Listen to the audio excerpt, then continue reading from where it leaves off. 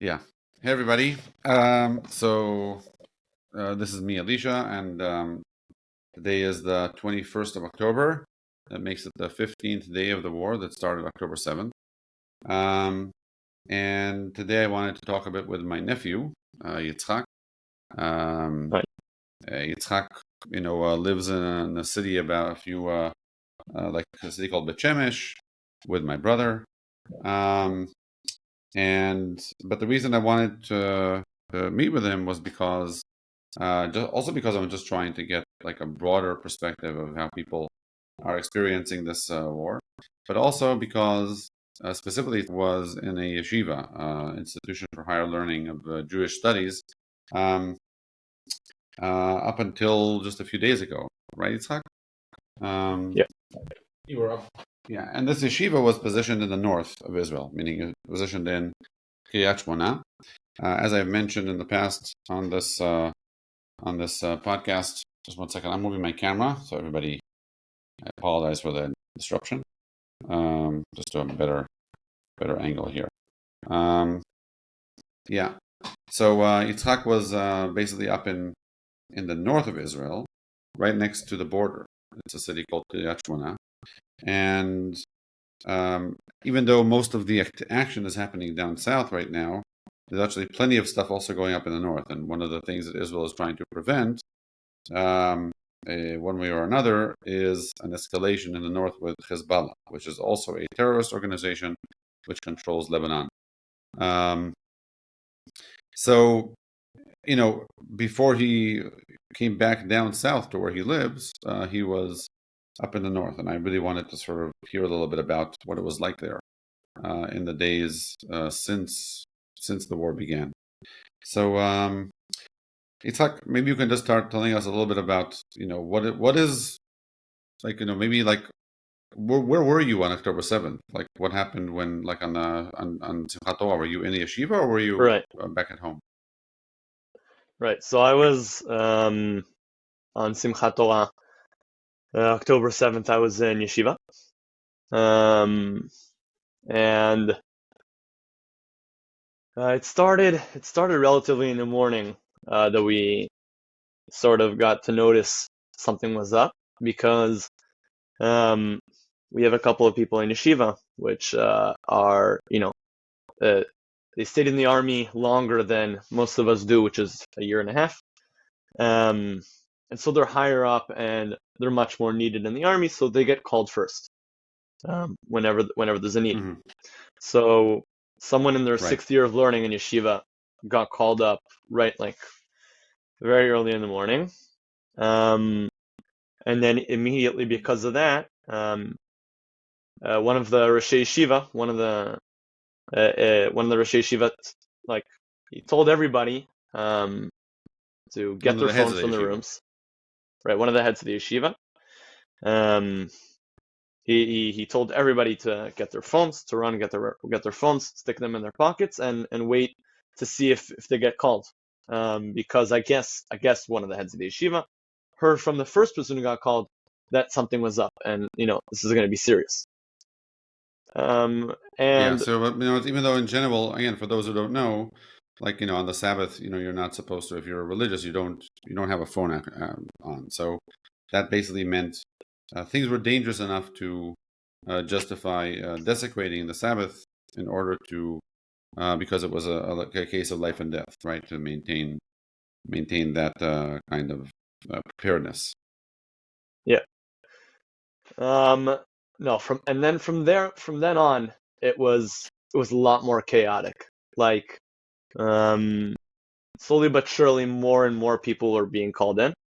So, you had people from the fourth year of their learning and the fifth year of their learning, which are still, they're still part of the army, in every way, getting called Mm-hmm. in.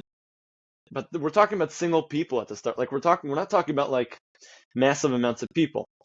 But at some point, it became much bigger. It didn't, it wasn't single people anymore getting called in. It was entire grades. I don't know what you want to call, shiurim, right? Yeah. It, Right. Entire right. grades. Yeah. So we're So talking. like, So we're so just give talking me a about. sense. How many people are in your yeshiva in total? Like how many students altogether are in the yeshiva? So at one time, at one given moment, I'd say 100, 180, Uh huh. 150, 180, something like that.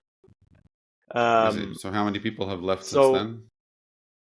right. So we had two full grades, let's say, leave. Also the fourth year and the fifth year. Pretty much everybody was Mm-hmm. gone by the end of Simchat Torah. Wow. Um, and then we also had people. Thank God, like we have a lot of people that stayed even for the sixth year, right? Normally people stay for for 5 years, and then uh, we actually have a lot of people staying in the sixth year, and also a lot of them were called in. So the truth is, from my experience, They were like also they were they were it, also they were also they were. You're saying that also the 6 years were called into the army. right, right, Got it. right, which was like I guess a little more surprising because the sixth year, like they're already out of the army, they're not, you know, but that was like I guess uh, even more surprising.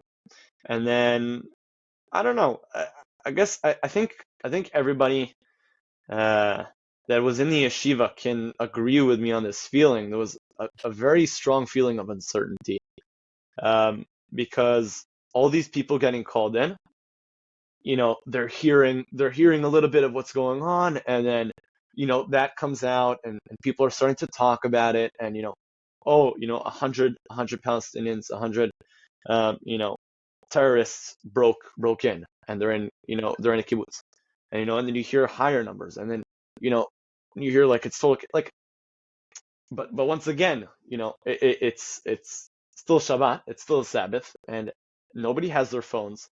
Nobody knows what's going on. It's all just Rumors. from one person to the other. Everybody. So it was definitely tough, and whatever. We also felt it in terms of the fact that every Simchat Torah, our yeshiva at night, we dance and we sing along with the Torah in the yeshiva. And Mm-hmm. then what we do during the day is that we go out into the city and dance and sing with all the civilians that are in Kiryat Shmonah. They're living there. Yeah.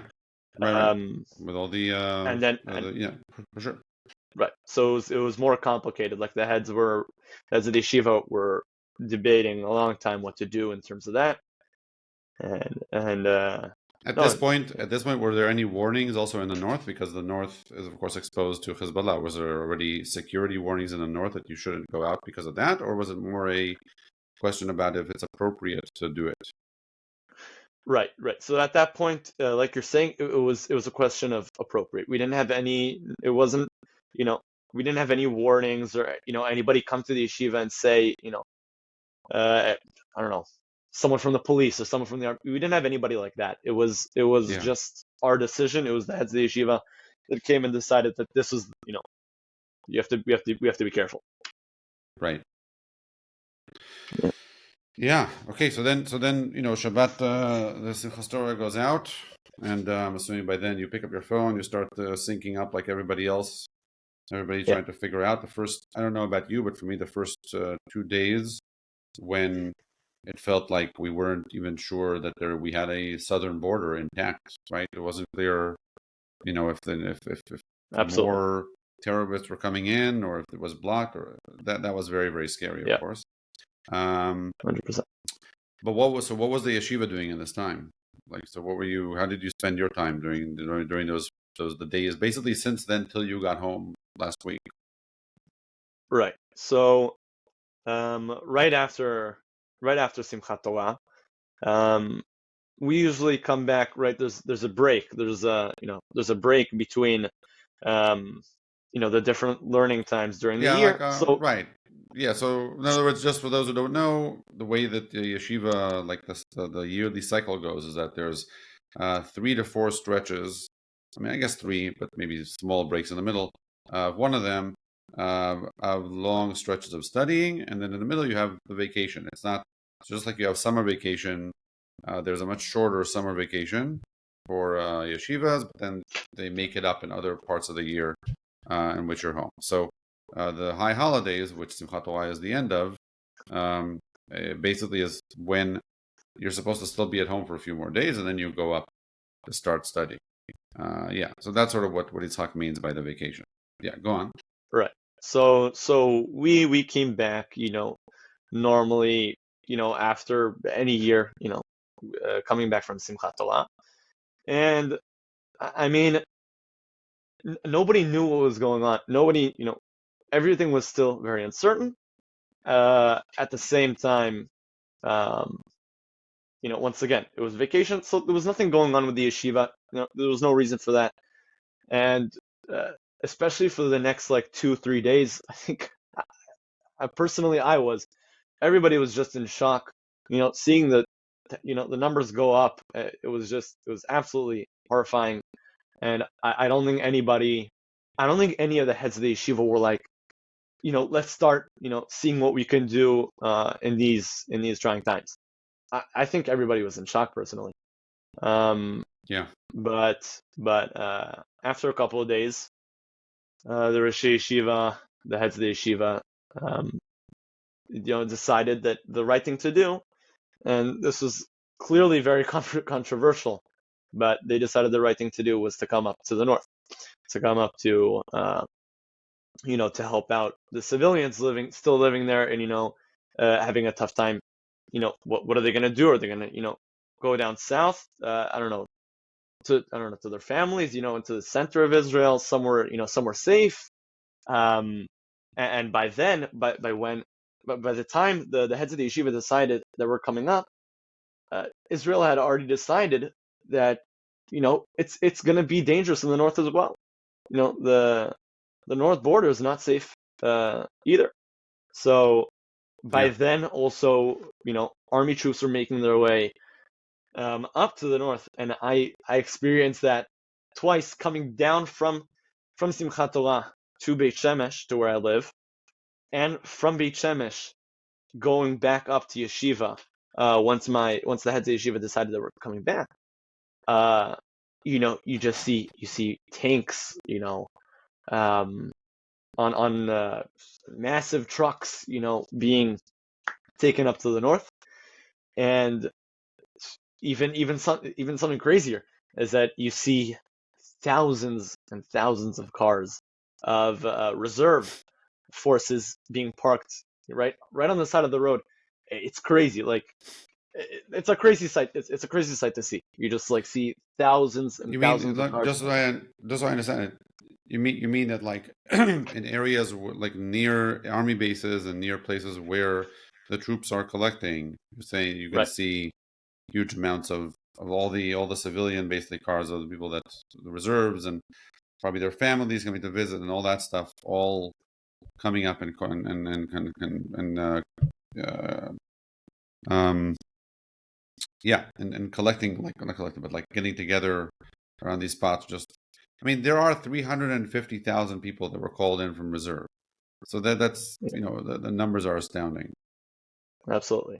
No, so as I said, Yeah. like by then, it was very clear that by then, the country was well aware of the fact that something terrible could also happen up north. So the decision to come back to yeshiva was also based on that fact that we could come there and not only learn and strengthen the general, I don't know what you want to call it, the general vibe, the general feeling up there, um, but also practical, like what I did for a week. I was there for a week in total. I was there from last Tuesday Okay. till the Tuesday that just was. Mm-hmm. Um, and Uh-huh. what I would do is I split up my day. The first half of my day I worked in what was called a chamal, which basically meant, right, that people would bring in supplies, whether that's food, whether that's clothes, whether that's portable chargers, like so many things, right? Collecting that stuff Mm-hmm. and Yeah. then distributing it between all the soldiers that need it. And then the second So half you of were my day was collecting learning. it, just so I understand. You were so what, just one second. You were collecting when you're saying you were collecting your. So do you mean that you were collecting it? You were going like, let's say, help you collect from Kiryat Shmonah, or was it more like people sending from the center of Israel, sending over convoys of stuff? Again, this is all civilian organized. Israel has a very, very active citizenry.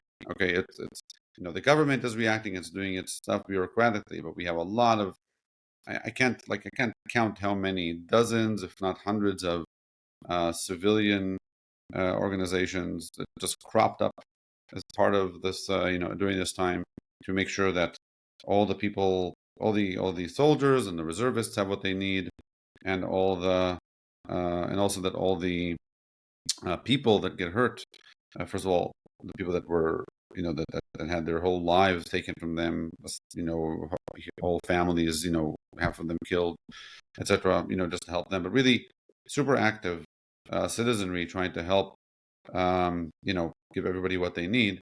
So when you're saying you help distribute stuff, is this stuff that you collected in Kiryat Shmona? You were part of the collection, or was it more like people had like, huge convoys of food and clothing and stuff like that, and you were just like helping distribute it once it arrived? Right. No. So um, I was based like we were in one room. We were in one room, and it was a pretty big room, and we would just get a lot of supplies from people that would bring in, Mm-hmm. and it could be people from Kiryat Shmona, it can be people that that decided to come from the center of the country, Right. and it could be people that came in from surrounding towns. Um, like that's generally how it worked in the north because in the near Kiryat Shmona there aren't massive cities. It's Right. surrounded by Kiryat these little Shmona itself towns. is not a big city. Right, Yeah. 100%. Right, but right, Kiryat Shmona has around 25,000, a little less, 25,000 citizens. Um, Right. but all these little towns have much less, and they make up a big portion of the north of the country just because there's so many of them. Um, and that's where we were distributing. That's why it made it a little more complicated. That's the truth, because you have to send drivers out to all these different places. Um, but Right. It's generally, not yeah, one that's what big we did. metropolitan. Right, right. Yeah. So that was right. That was the job. Got it. It was- So that means you're in this big, like, room, you were packing things out, and then somebody else took them and distributed them to the relevant people. right, exactly. Got it. And it was like stuff for the army, or it was stuff for the citizens, like to help, or both. Or you don't really know. Maybe you just knew that you were part of this central place and you were collecting and sending out stuff. So we were more army based, like sending in terms of sending out supplies. We were more army based, but Hmm. we um, we were also helping citizens, not in terms of sending supplies, but we also were helping citizens if it was getting out of their homes, trying because they're trying to move, because they're trying to go down south. If it was I see. like all these sort of things which they needed help with logistically, and so it was more like that. So we were helping citizens, but all the food and the supplies were generally army based, and I mean a lot of the times it was people bringing in things for specific soldiers. So that was also a big part of it. It wasn't only just bringing in a lot of supplies. So in terms of that, it Yeah. was more army based, yeah, based, I think. Yeah. Got it. So how did you feel during this time? What was your feeling? What was the feeling around you? The people? So it was interesting because what happened was that the heads of the yeshiva wanted to get a picture of how many people are coming back, because it was not so clear who's coming back. especially since half of the yeshiva was gone because they were all deployed, to wherever it was. Yeah. So they wanted to get a picture of how many people were coming back. So at the end, we were around 30 people that came back to the yeshiva. So it was the feeling. It was a weird feeling. It was a weird feeling that I wasn't used to, because it was more of like a family feeling, I want to say, when I'm used to 100 plus people all together at the same time. Right. But I felt, the truth is, the overwhelming feeling that I shared with a couple of my friends was that it was so long. Like, it was a week, but it felt like a month. And the reason for that is that there was one feeling of total uncertainty, and you didn't know what was going to happen next, especially in Kiryat Shmonah, which is on the border with Lebanon. You really didn't know, you didn't know what was happening next, and this is it just tied every day to the next day. That was the feeling. Like, it just, and so every day was just the next day, which was full of this feeling. Even if it wasn't something that was really just like taking over your day, it still, it sat there, it was there, you knew it was there, and it was always in one way or another on your mind. Right. You never have a rest, right? You're never resting. There's never a point where you 100%. say, "Well, the day is over now." There's no 100%. rest. Yeah. Nope. Yeah, no, especially, I live in Beit Shemesh, so that means when there are rockets, God forbid. So I have a minute and a half. Thank God that's enough time to get into a protected place. In my case, I have a miklat, right? Safe room. What's called a safe room. Right, a safe room. So I have a minute and a half. But in Kiryat Shmonah, I don't have time to get it to Mamad. Like, what it says on the app that tells you, when to go in, or it'll alert you. It says under this, like, it says immediately. That's what it says. It says immediately. Right. It doesn't say anytime. Yeah, when you're right So, on the border, it can be 5 seconds. right. So yeah, as you're saying, that it's just, you never know what's happening next. You don't. And for all we know, terrorists can break through, God forbid, and then it's a whole different story. And then, what do we do then? And I mean, that was one feeling. And I guess the second thing was that we were constantly hearing, gunfire. Since they brought in all these reserves, what they use in the army usually is the newer weapons, the newer manufactured weapons, which are obviously a lot better. But since they brought in all these Right. reserves, so you have to make sure all these old weaponry are still fine, and you can still use them in battle. So what Right. we would hear 24/7 there is the army trying out the weapons. So Yeah. I'll give you a small funny story. This is in yeah. all this very terrible seriousness. There are some funny things. The last time I was in real active duty was in the Second Lebanese War, which was in 2000 um 2006, I think it was, I believe. And 1 second, I have to make sure I'm right about that.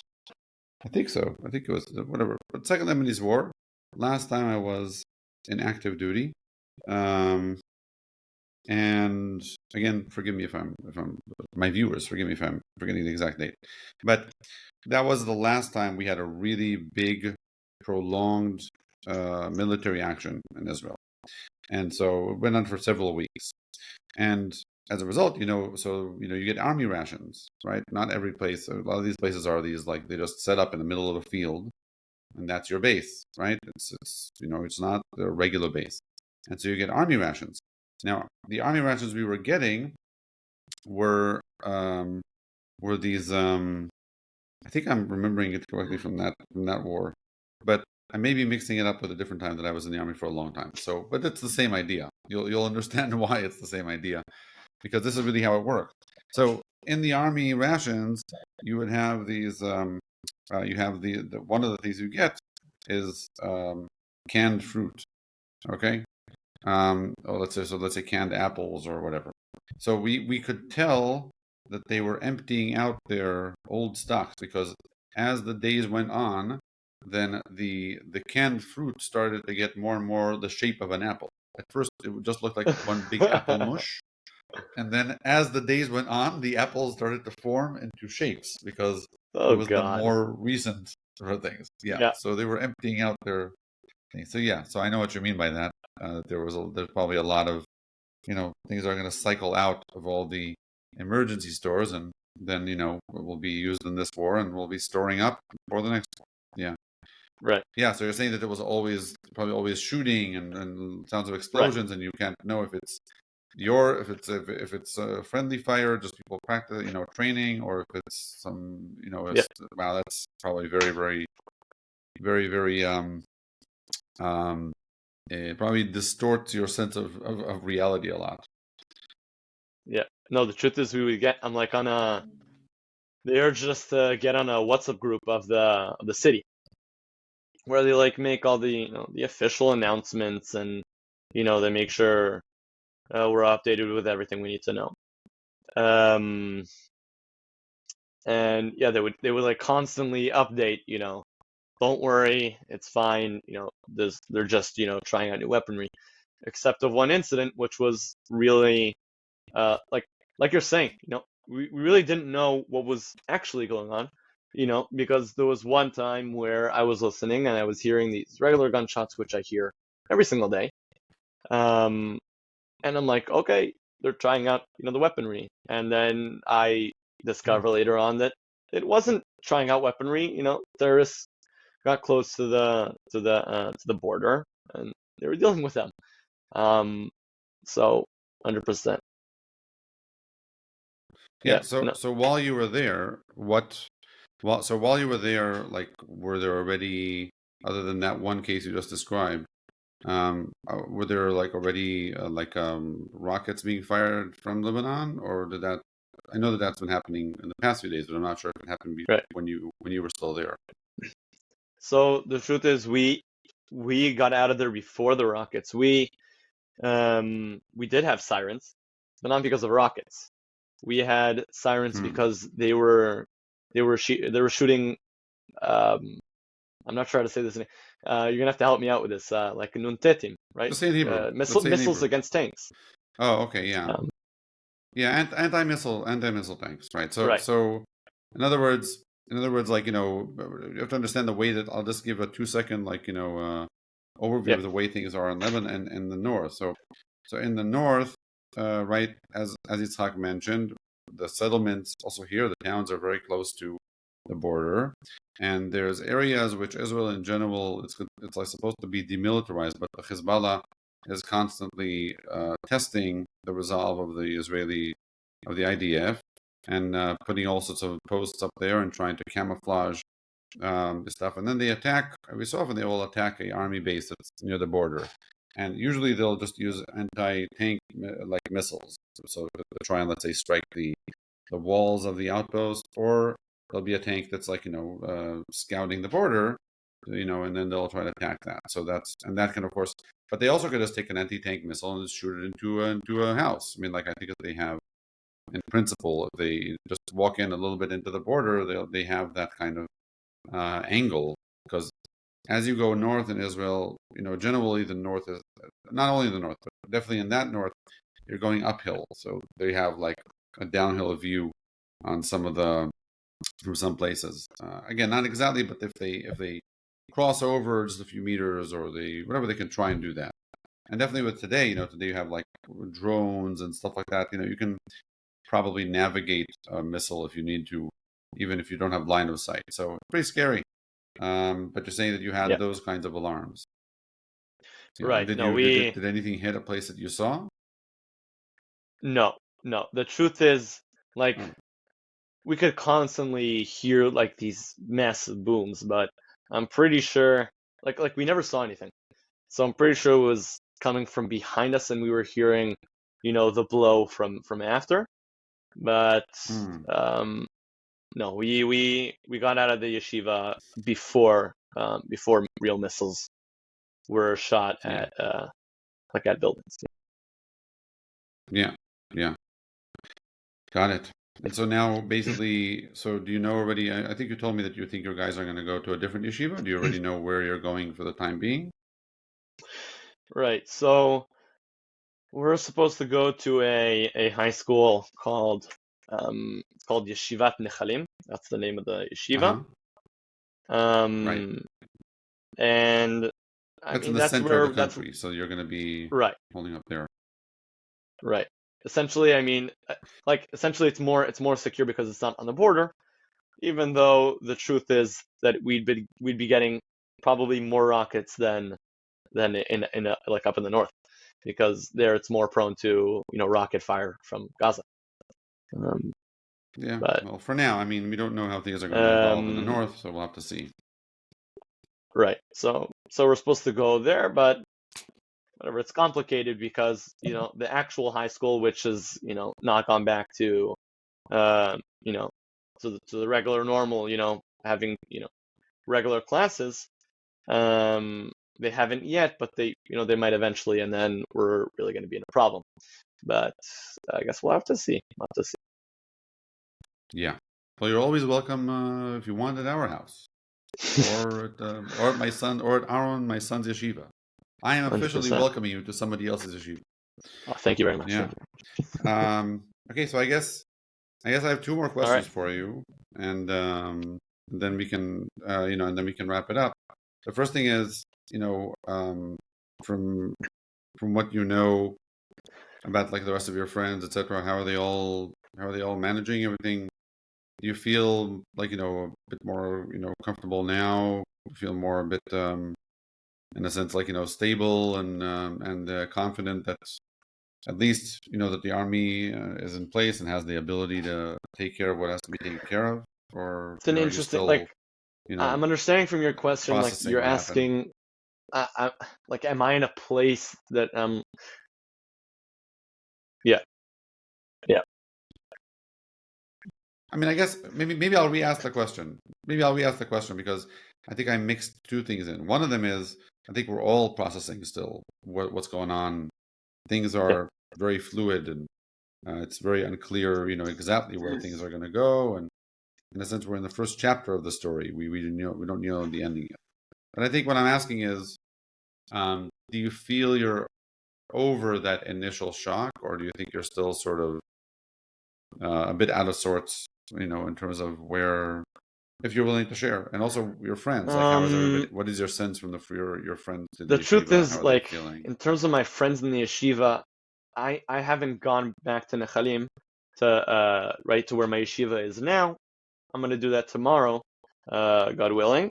But I've only experienced my friends who came back with me, right to yeshiva in Kiryat Shmonah up north for that week. And from my experience, with them, these are people who came back, because they knew what they were doing when they came back. They were Right, coming back knowing that it's going to be dangerous. They came back, you know.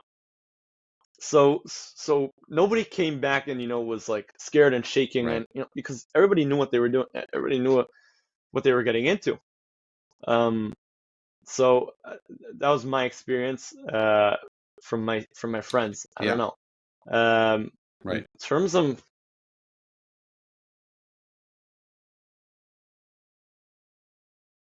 Yeah.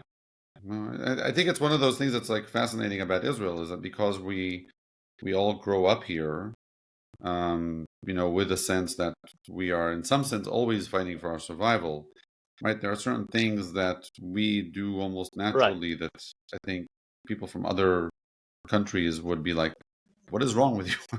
but when you understand that you're always fighting for your survival, Yeah. and the Jewish history is such that teaches us that we have to always fight for our survival. You do things, because The truth is, it was you're looking very reality in interesting. the face and realizing that I this think I is heard it part of what this is how we serve our from my country in this mom or time. from my savta that right, from my grandmother, that um more people came in from from out of Israel, came back to Israel than people coming out, which I talked to my mother and we both agreed, that would happen That's true. in Yeah, no other country, that's like true. in the world. It's crazy. Yeah, people were making a comparison. Yeah, it really is crazy. People were comparing it to I think to Russia, right? Russia and Ukraine.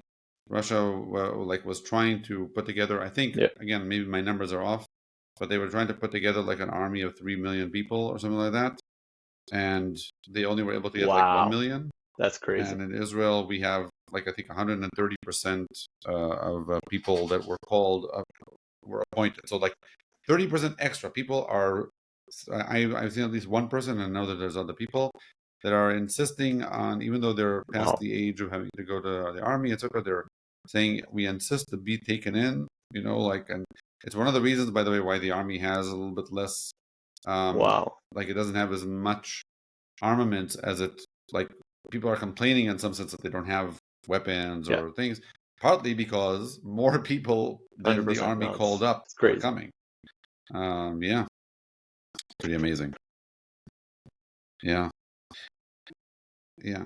And I guess my last question for you is like, is there anything else you want to share specifically, that I didn't ask about what you think, about what you're feeling, about what it's like, about you know, I don't know who's listening to this podcast, but it's probably people that care and are Um, interested and want to know what it's like I to don't know. go I through was this. Or is there anything else you want to like, I share? was recent. I don't know. I guess I'd share one thing. I don't know. I guess I've been like You could say recently no. thinking about the fact that um, first of all, I already learned this year from my father.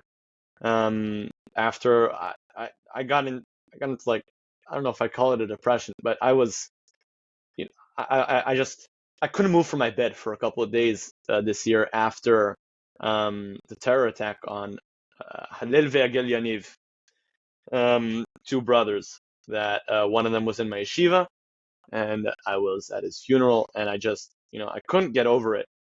And my father, kind of knocked me, gave me a slap on my face, and like was Wow. like, you got to wake up, and you have to it's tough, and you have to be there, with in all the tough times with your country and with your people, but at some point you have to get back up and say, we're gonna move on, we're gonna build up from here, which was interesting to me, especially now because all these 1,400 people have Yeah. been murdered, cold blood, like it's crazy, but it's interesting to me because like I'm gonna be the age, I'm 19 now, and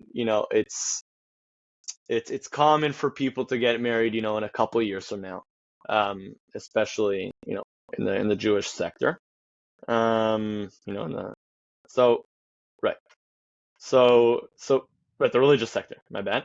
Sorry. Religious sector. Um, so The it's like religious interesting to sector. me that Yeah. it's like this is like on me. This is on my age, to kind of to bring it back to rebuild. It's gonna be interesting. I don't know. I don't know. I wait to see how that's gonna happen.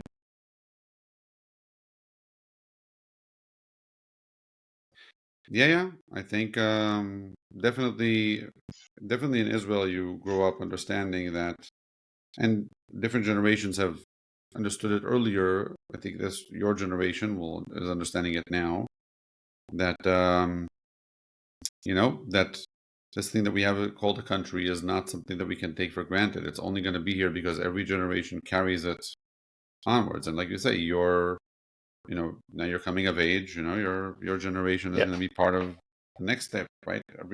Each one of us carries it for a while, and then we pass it on. And I mean, we have of course overlap. My generation or as long as we're alive, we're carrying something. But yeah, I know what you mean, and it's unfortunate. But I was Yeah. telling somebody recently that on the one hand, Israel is a crazy country because the things that happen here are so crazy.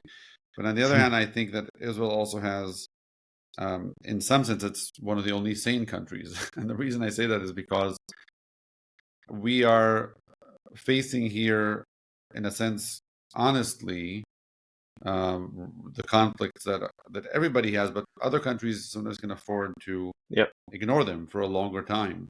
And over here, there's no time to ignore things. If you ignore things, you're dead. So there's like an element over here of brutal honesty about what it means to be alive, to be independent, to have democracy, to have freedom, and what do you need to do to fight for that? So unfortunately, we have to constantly fight for it, but there's an Yeah. element of honesty about that, No, of which course, is that leads to. painful, but at I least mean, it's that's what honest. leads to all the problems with with four Yeah, countries, which is it really is it the right thing to do? Whatever. That leads to more problems. But right, yeah, right. No, it's complicated. It's complicated 100%. for sure. I'm not saying that the answers are complicated. I just mean that the questions are unavoidable. Thank you, thank you. That's what I mean. Yeah. Okay, thank you so much for this. As the war goes Hopefully, on, hopefully, hopefully you won't have any more stories to share with us, but if there are, thank you for having me. maybe we'll do Thank you very another one of much. these. And thank you again. Bye. Be safe. Okay. Bye. Don't hang up.